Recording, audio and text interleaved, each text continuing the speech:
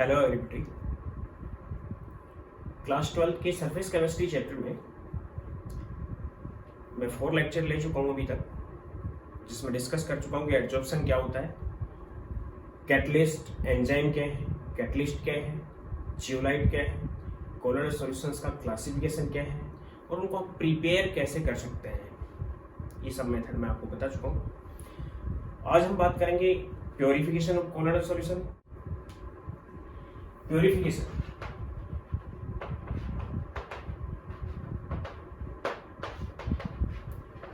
Of colloidal solution.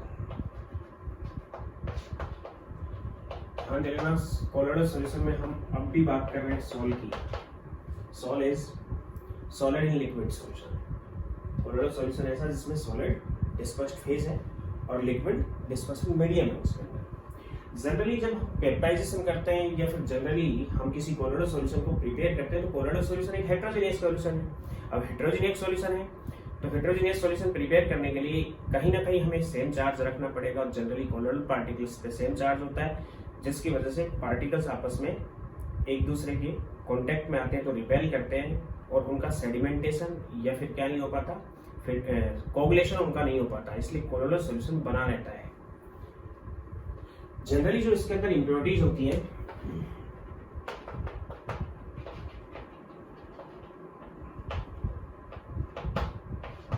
General impurities electrolytes की होती है, इलेक्ट्रोलाइट्स एंड अदर मटेरियल्स।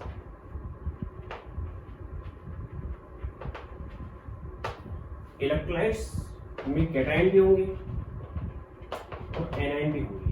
जो बोल रहा हूँ वो साथ में लिखते रहना। जनरली कोलोइडल सॉल्यूशंस को इलेक्ट्रोलाइट्स या अदर मटेरियल्स से सेपरेट आउट करने के लिए, अलग करने के लिए, उसको प्योरीफाई बनाने के लिए हम डायलिसिस या फिर इलेक्ट्रिक डायलिसिस एक मेथड यूज करते हैं। तो फर्स्ट मेथड की बात कर रहा हूँ मैं, डायलिसिस की। करते क्या है इसके अंदर, इस तरह से इम्प्योर कोलोइडल सॉल्यूशन को एनिमल मेम्ब्रेन या लेदर शीट के अंदर या लेदर बैग के अंदर हम फिल कर लेते हैं, जिसके अंदर इलेक्ट्रोलाइट या फिर अदर मटेरियल्स की इम्प्योरिटी होती है, और उसको वाटर करंट के अंदर क्या कर देते हैं, लटका देते हैं। हालांकि ये स्लो प्रोसेस है, लेकिन वाटर करंट के अंदर लटकाने की जो इसके अंदर इम्प्योरिटीज प्रेजेंट थी वो यहाँ से बाहर आ जाएंगी, क्योंकि इम्प्योरिटीज एनिमल मेम्ब्रेन से या फिर इलेक्ट्रोलाइट जो होते हैं वो एनिमल मेम्ब्रेन से फिल्टर हो जाते हैं, जिसकी वजह से वो बाहर आ जाएंगी। तो इम्प्योरिटीज वाटर करंट के साथ थी, वाटर करंट है, वाटर करंट के साथ फ्लो कर जाएंगे। It is dialysis. और डायलिसिस हम किडनी वगैरह भी कभी करते हैं, जब किडनी के अंदर इलेक्ट्रोलाइट्स स्टोर हो जाते हैं तो उनको सेपरेट आउट करने के लिए जनरली हम डायलिसिस या स्टोन के केस के अंदर हम डायलिसिस यूज करते हैं। तो एक स्लो प्रोसेस है। इसमें क्या करते हैं हम, एनिमल मेम्ब्रेन के अंदर या लेदर शीट के अंदर या लेदर बेड के अंदर इम्प्योर कोलोइडल सॉल्यूशन को हम वाटर करंट में फ्लो करने वाले वाटर करंट के अंदर हम पुट कर देते हैं, जिसकी वजह से वाटर करंट के साथ साथ उसके अंदर से एनिमल मेम्ब्रेन और प्लांट मेम्ब्रेन से जो इलेक्ट्रोलाइट के पार्टिकल हैं या फिर अदर मटेरियल पार्टिकल हैं जो छोटे हैं, जिनका साइज वो फ्लो के बाहर निकल जाएंगे, डिफ्यूज हो जाएंगे या फिर फिल्टर हो जाएंगे, बाहर निकल जाएंगे, वाटर करंट के साथ फ्लो कर जाएंगे, और time to time colloidal solution की प्योरिटी इंक्रीज होती चली जाएगी, इम्प्योरिटीज डिक्रीज होती चली जाएगी। एक तो मेथड ये है। सेकेंड मेथड हम यूज कर सकते हैं इलेक्ट्रिक डायलिसिस।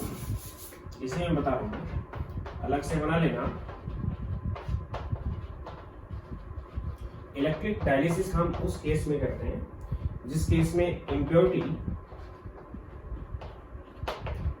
केवल इलेक्ट्रोलाइट्स की हो, तो हम इसी में वही एनिमल मेम्ब्रेन या फिर लेदर बैग के अंदर इम्प्योर कोलोइडल सॉल्यूशन को पुट करेंगे वाटर करंट में। उसके साथ साथ हम यहाँ पे इलेक्ट्रोड्स भी लगा देंगे। ये एक एनोड लगाया हमने और यहाँ पे हमने कैथोड लगा दिया, यानी कि वाटर करंट के साथ साथ हम इलेक्ट्रिसिटी या इलेक्ट्रिक फील्ड भी यहाँ पे अप्लाई करेंगे।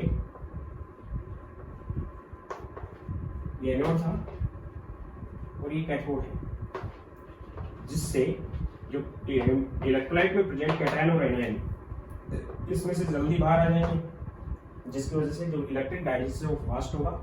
तो तो हम डायलिसिस यूज कर सकते हैं अदर मटेरियल के लिए, इलेक्ट्रोलाइट दोनों के लिए, लेकिन वो स्लो प्रोसेस है। लेकिन इलेक्ट्रिक डायलिसिस हम करते हैं इम्प्योरिटी जब इलेक्ट्रोलाइट हो, कैटायन और एनायन प्रेजेंट हो, तो उनको जल्दी बाहर निकालने के लिए हम यहाँ पे इलेक्ट्रिक फील्ड अप्लाई कर देते हैं।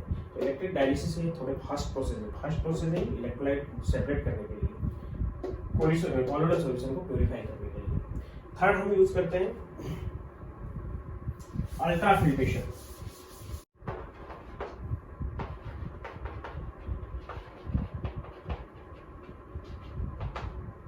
अल्ट्रा फिल्ट्रेशन के लिए हम specific filter paper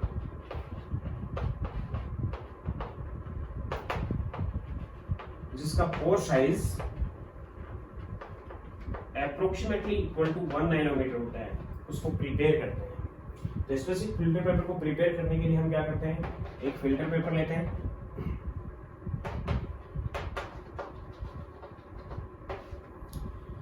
filter paper को डिप कर देते हैं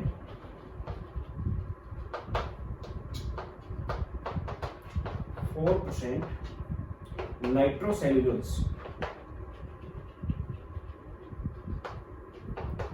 इन ईथर और एल्कोहल, या तो ईथर के अंदर या एल्कोहल के अंदर एक कोलोइडल सॉल्यूशन होता है। 4% नाइट्रोसेल्यूलोज का ईथर या एल्कोहल के अंदर एक कोलोइडल सॉल्यूशन होता है, जिसमें उस फिल्टर पेपर को हम डिप कर देते हैं। कुछ टाइम तक डिप करने के बाद जब फिल्टर पेपर इस कोलोइडल पार्टिकल्स को, इस कोलोइडल पार्टिकल को शॉक कर ले, यानी शॉकिंग करवाते हैं हम यहाँ पे, तो शॉकिंग के बाद इसको बाहर निकाल लेते हैं। देन हार्डनिंग बाय फॉर्मेल्डिहाइड, फिर उस फिल्टर पेपर की हम फॉर्मेल्डिहाइड से हार्डनिंग करते हैं, यानी कि फिल्टर पेपर को हम फॉर्मेल्डिहाइड में डिप कर देते हैं। कुछ टाइम बाद वो फिल्टर पेपर हार्ड हो जाता है, उसको बाहर निकालते हैं एंड ड्राई कर लेते हैं। ड्राई जो फिल्टर पेपर होता है वही स्पेसिफिक फिल्टर पेपर होता है।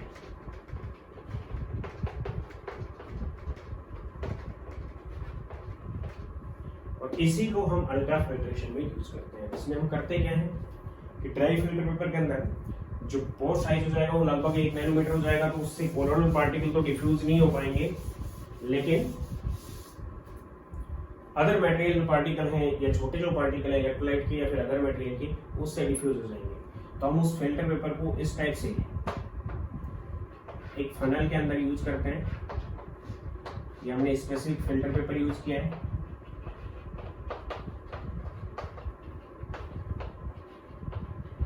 इससे पहले मैंने डायलिसिस जो बताया उसमें डायलाइजर नाम देंगे उसको, जो हमने यूज किया था वो चीज डायलाइजर।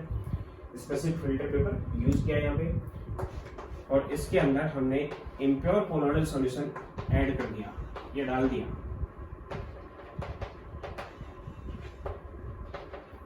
जैसे इम्प्योर कोलोइडल सॉल्यूशन डालेंगे तो उसमें डीएम और डीपी दोनों प्रेजेंट होंगे, इम्प्योरिटी भी प्रेजेंट होगी। तो जो उसका जो डीएम था सॉल्वेंट वो फिल्टर होके बाहर आ जाएगा, प्लस में इम्प्योरिटी बाहर आ जाएंगी। सॉल्वेंट और इम्प्योरिटी दोनों चीजें क्या हो जाएंगी, बाहर आ जाएंगी इसमें। और बाहर आने के बाद यहाँ पे जो बचेगा वो कोलोइडल पार्टिकल्स बचेंगे केवल, क्योंकि कोलोइडल पार्टिकल्स इससे फिल्टर नहीं हो पाएंगे। इनको अलग से हम बीकर में डाल लेंगे, सभी पे सेम चार्ज है ये पता ही है हमें, और उसके अंदर फिर हम अलग से प्योर सॉल्वेंट ऐड कर देंगे। जैसे ही हम इसमें प्योर सॉल्वेंट ऐड करेंगे ये वापस से इसके अंदर डिसॉल्व हो जाएगा और हमारे पास प्योर कोलोइडल सॉल्यूशन आ जाएगा। यानी कि यहाँ पे सॉल्वेंट अलग हो गया इम्प्योरिटी के साथ, उसके बाद हम प्योर सॉल्वेंट दोबारा से उसमें ऐड कर लेंगे। It is ultra filtration. तो ये 3 प्रोसेस है, 3 मेथड है जिनसे हम कोलोइडल सॉल्यूशंस को प्यूरिफाई कर सकते हैं।